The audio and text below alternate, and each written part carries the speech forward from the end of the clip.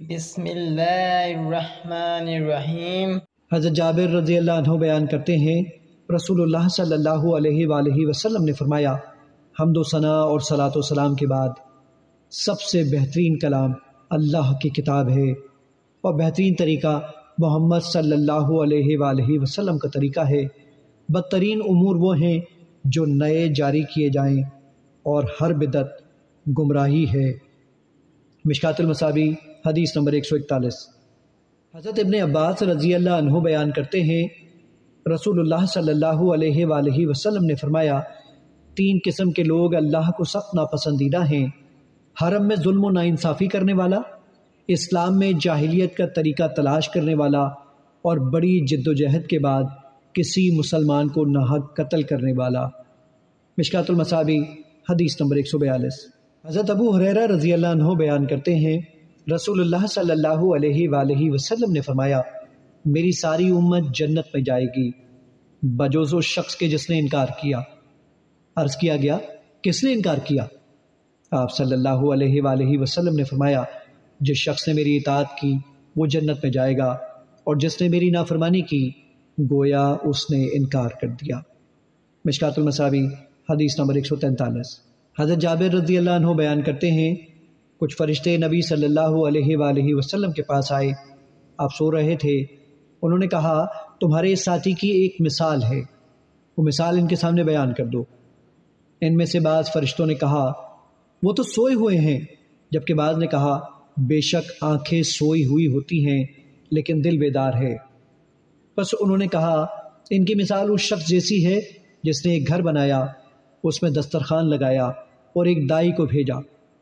پس جس شخص نے دائی کی دعوت کو قبول کر لیا وہ گھر میں داخل ہوگا اور دسترخوان سے کھانا بھی کھائے گا، اور جس نے دائی کی دعوت کو قبول نہ کیا وہ گھر میں داخل ہوا نہ دسترخوان سے کھانا کھایا۔ پھر انہوں نے کہا، اس کی مزید وضاحت کر دو تاکہ وہ اسے سمجھ سکیں۔ پھر ان میں سے کسی نے کہا، وہ تو سوئے ہوئے ہیں، اور بعض نے کہا، آنکھ سوئی ہوئی ہے اور دل بیدار ہے۔ پس انہوں نے کہا، گھر جنت ہے، دائی محمد صلی اللہ علیہ وآلہ وسلم۔ پس جس شخص نے محمد صلی اللہ علیہ وآلہ وسلم کی اطاعت کی تو اس نے اللہ کی اطاعت کی، اور جس نے محمد صلی اللہ علیہ وآلہ وسلم کی نافرمانی کی تو اس نے اللہ کی نافرمانی کی، اور محمد صلی اللہ علیہ وآلہ وسلم لوگوں کے درمیان فرق کرنے والے ہیں۔ مشکات المصابیح حدیث نمبر 144۔ حضرت انس بیان کرتے ہیں 3 اشخاص نبی صلی اللہ علیہ وآلہ وسلم کی عبادت کے متعلق پوچھنے کے لیے نبی صلی اللہ علیہ وآلہ وسلم کی ازواج مطہرات کے پاس آئے۔ جب انہیں اس کے متعلق بتایا گیا تو گویا انہوں نے اسے کم محسوس کیا، چنانچہ انہوں نے کہا، ہمارے نبی صلی اللہ علیہ وآلہ وسلم سے کیا نسبت، اللہ نے تو ان کے اگلی پچھلی تمام خطائیں معاف کر دی ہیں۔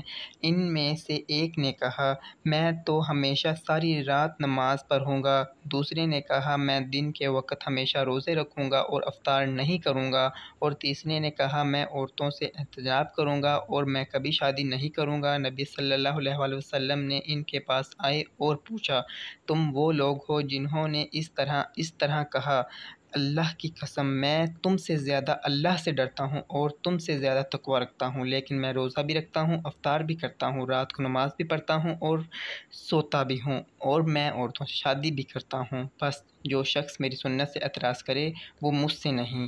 حدیث نمبر 145۔ حضرت عائشہ رضی اللہ عنہ بیان کرتی ہیں رسول اللہ صلی اللہ علیہ وآلہ وسلم نے کوئی کام کیا، پھر آپ نے اس میں رخصت دے دی تو کچھ لوگوں نے رخصت کو قبول کرنے سے اجتناب کیا۔ پس رسول اللہ صلی اللہ علیہ وآلہ وسلم کو اس بارے میں پتہ چلا تو آپ صلی اللہ علیہ وآلہ وسلم نے خطبہ ارشاد فرمایا، اللہ کی حمد بیان کی، پھر فرمایا، لوگوں کو کیا ہو گیا کہ جو کام میں کرتا ہوں وہ اس سے دور رہتے ہیں۔ اللہ کی قسم میں اللہ کے متعلق ان سے زیادہ جانتا ہوں اور اس سے ان سے زیادہ ڈرتا ہوں۔ مشکات المصابیح حدیث نمبر 146۔ حضرت رافع بن خدیج رضی اللہ عنہ بیان کرتے ہیں رسول اللہ صلی اللہ علیہ وآلہ وسلم مدینہ تشریف لائے تو وہ اہل مدینہ کھجوروں کی پیوند کاری کیا کرتے تھے۔ آپ صلی اللہ علیہ وآلہ وسلم نے پوچھا، تم کیا کرتے ہو؟ انہوں نے عرض کیا ہم ایسے ہی کرتے آ رہے ہیں۔ آپ صلی اللہ علیہ وآلہ وسلم نے فرمایا اگر تم پیوند کاری نہ کرو تو شاید تمہارے لیے بہتر ہو۔ انہوں نے ایسا کرنا چھوڑ دیا تو اس سے پیداوار کم ہو گئی۔ راوی بیان کرتے ہیں انہوں نے اس کے متعلق آپ سے بات کی تو آپ صلی اللہ علیہ وآلہ وسلم نے فرمایا میں ایک انسان ہوں، جب میں تمہیں تمہارے دین کے کسی معاملے کے بارے میں تمہیں حکم دوں تو اس کی تعمیل کرو، اور جب میں اپنی رائے سے کسی چیز کے متعلق تمہیں کوئی حکم دوں تو میں ایک انسان ہوں۔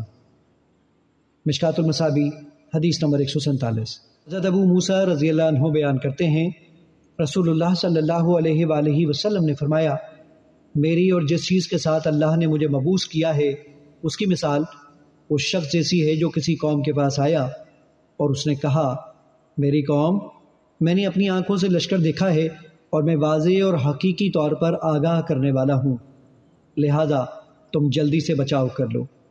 پس اس کی قوم کا ایک گروہ اس کی بات مان کر سر شام اطمینان کے ساتھ روانہ ہو گیا اور وہ بچ گیا، جبکہ ان کے ایک گروہ نے اس شخص کی بات کو جھٹلایا اور اپنی جگہ پر ڈٹے رہے تو صبح ہوتے ہی اس لشکر نے ان پر دھاوا بول دیا اور انہیں مکمل طور پر ختم کر دیا۔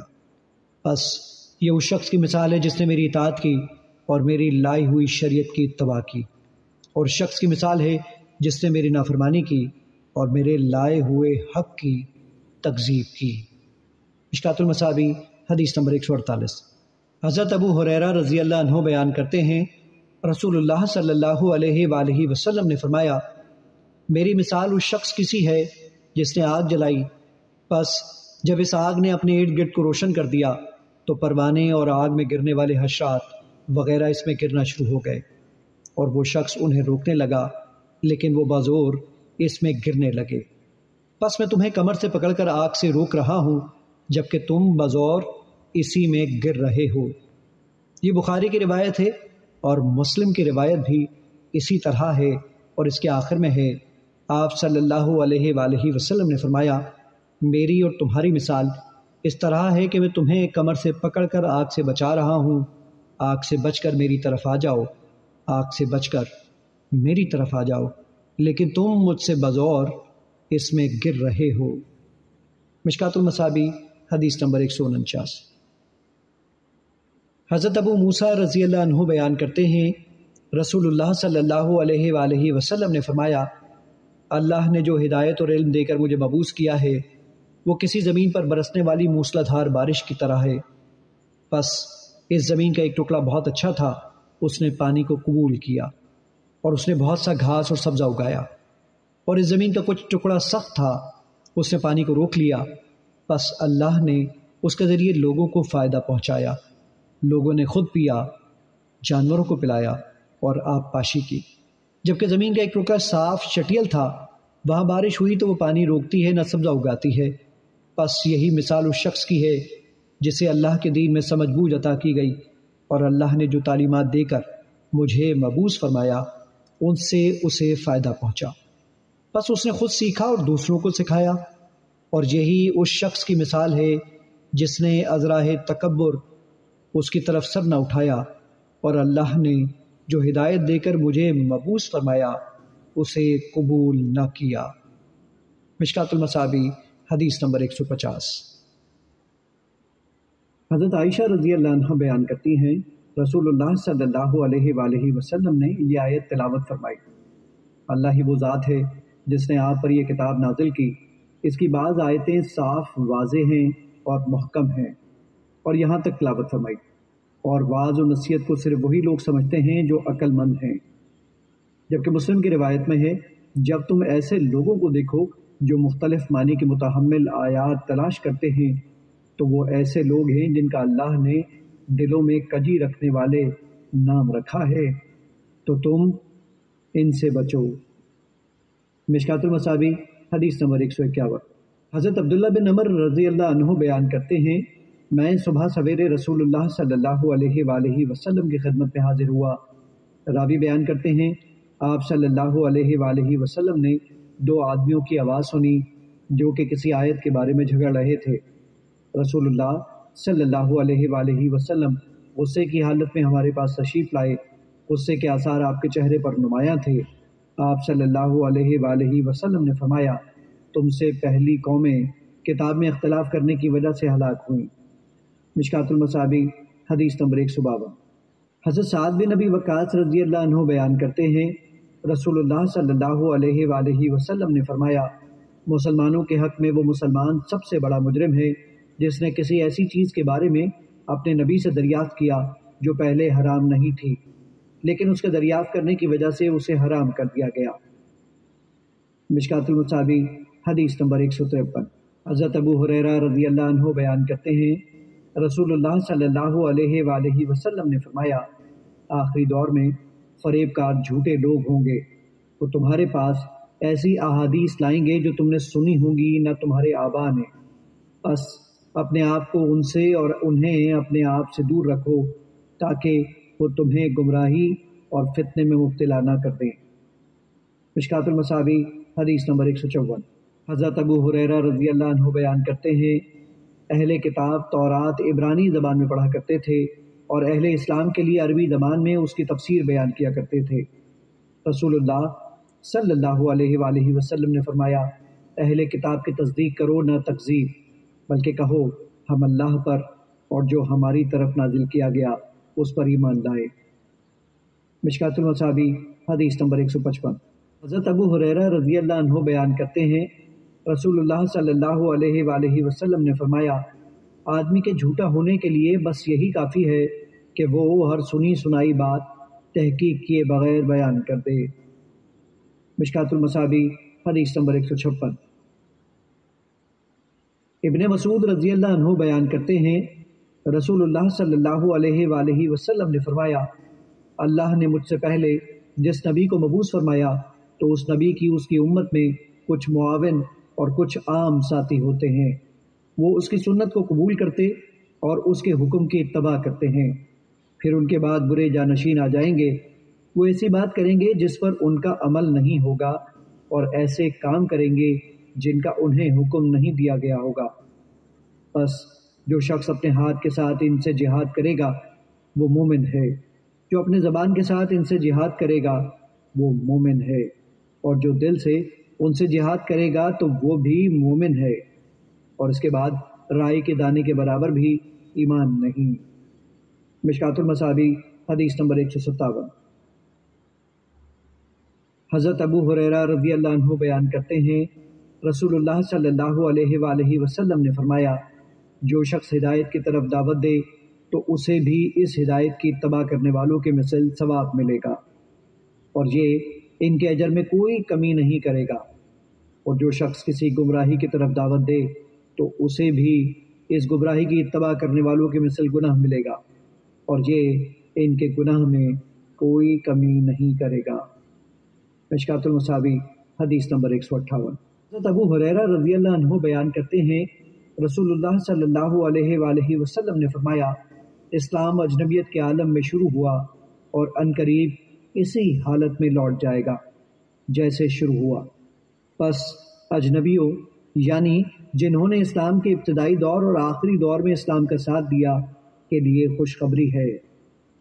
مشکات المصابیح حدیث نمبر 159۔ حضرت ابو ہریرہ رضی اللہ عنہ بیان کرتے ہیں، رسول اللہ صلی اللہ علیہ وآلہ وسلم نے فرمایا، بے شک ایمان مدینے کی طرف سمٹ آئے گا جس طرح سانپ اپنے بل کی طرف سمٹ آتا ہے۔ مشکات المصابیح حدیث نمبر 160۔ ربیعہ رضی اللہ عنہ بیان کرتے ہیں، نبی صلی اللہ علیہ وآلہ وسلم کی خدمت میں ایک فرشتہ حاضر ہوا اور آپ سے عرض کیا گیا، آپ کی آنکھیں سوئی ہوئی ہوں، کسی اور طرف نہ دیکھیں، آپ کے کان توجہ سے سنتے ہوں اور آپ کا دل سمجھتا ہو۔ آپ صلی اللہ علیہ وآلہ وسلم نے فرمایا، میری آنکھیں سو گئیں، میرے کان غور سے سنتے رہے اور میرا دل سمجھتا رہا۔ آپ صلی اللہ علیہ وآلہ وسلم نے فرمایا، مجھے کہا گیا کسی سردار نے کوئی گھر بنایا، اس میں دسترخوان لگایا اور کسی دعوت دینے والے کو بھیجا، بس جس شخص نے داعی کی دعوت کو قبول کر لیا وہ گھر میں داخل ہوا، کھانا کھایا اور وہ سردار اس سے خوش ہو گیا، اور جس شخص نے داعی کی دعوت قبول نہ کی تو وہ گھر میں داخل ہوا، نہ کھانا کھایا، اور سردار بھی اس پر ناراض ہوا۔ آپ صلی اللہ علیہ وآلہ وسلم نے فرمایا اللہ سردار ہے، محمد صلی اللہ علیہ وآلہ وسلم دائی ہیں، گھر سے مراد اسلام اور دسترخوان سے مراد جنت ہے۔ مشکات المصابی حدیث نمبر 161۔ ابو رافع رضی اللہ عنہ بیان کرتے ہیں رسول اللہ صلی اللہ علیہ وآلہ وسلم نے فرمایا میں تم میں کسی کو اپنی مسند پر ٹیک لگائے ہوئے نہ پاؤں کہ اس کے پاس میرا کوئی امر آئے جس کے متعلق میں نے حکم دیا ہو یا میں نے اس سے منع کیا ہو تو وہ شخص یوں کہے میں اسے نہیں جانتا، ہم نے جو کچھ اللہ کی کتاب میں پایا ہم اس کی اتباع کریں گے۔ مشکات المصابی حدیث نمبر 162۔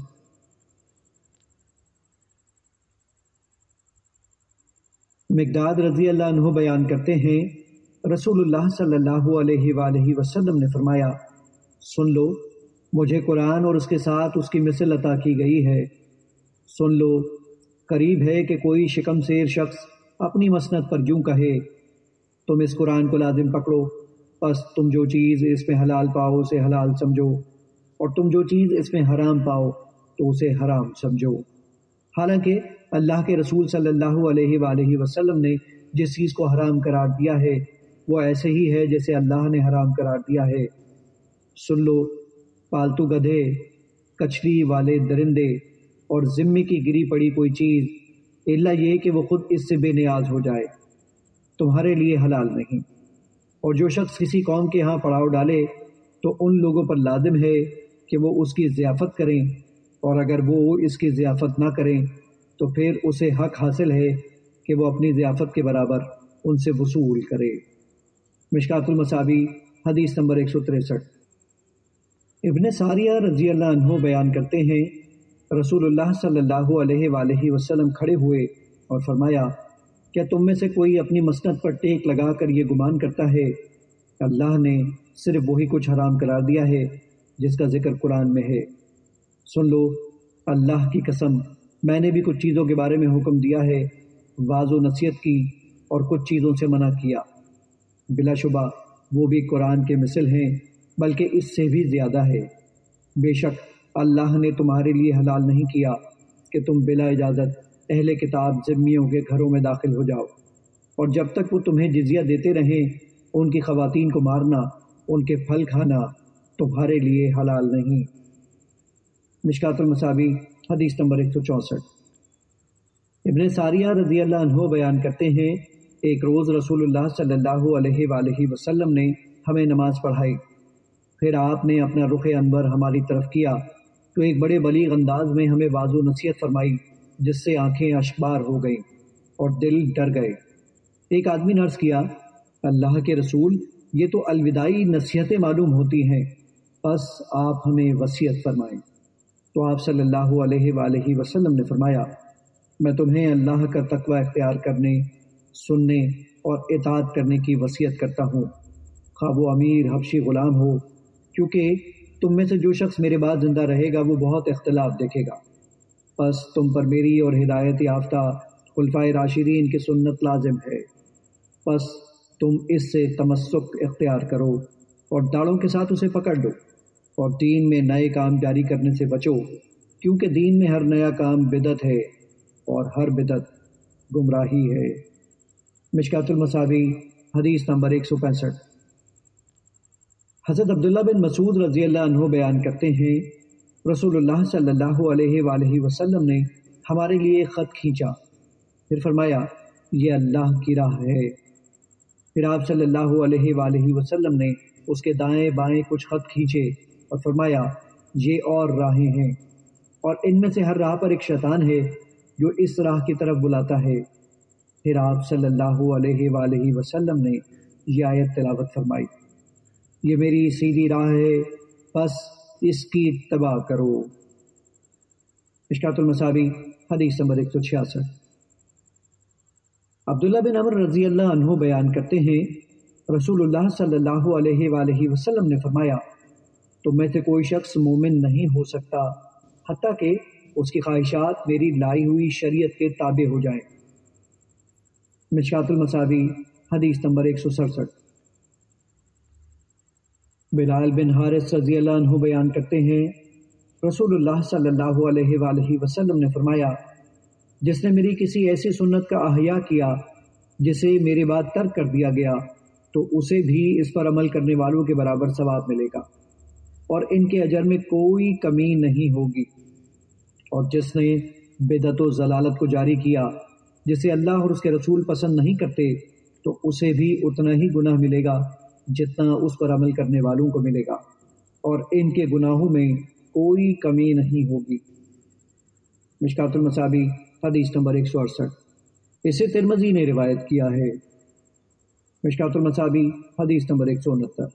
بن عوف رضی اللہ عنہ بیان کرتے ہیں رسول اللہ صلی اللہ علیہ وآلہ وسلم نے فرمایا، دین حجاز کی طرف اس طرح سمٹ جائے گا جس طرح سانپ اپنے بل کی طرف سمٹ جاتا ہے، اور دین حجاز میں اس طرح محفوظ ہوگا جس طرح پہاڑی بکری پہاڑ کی چوٹی پر پناہ لیتی ہے۔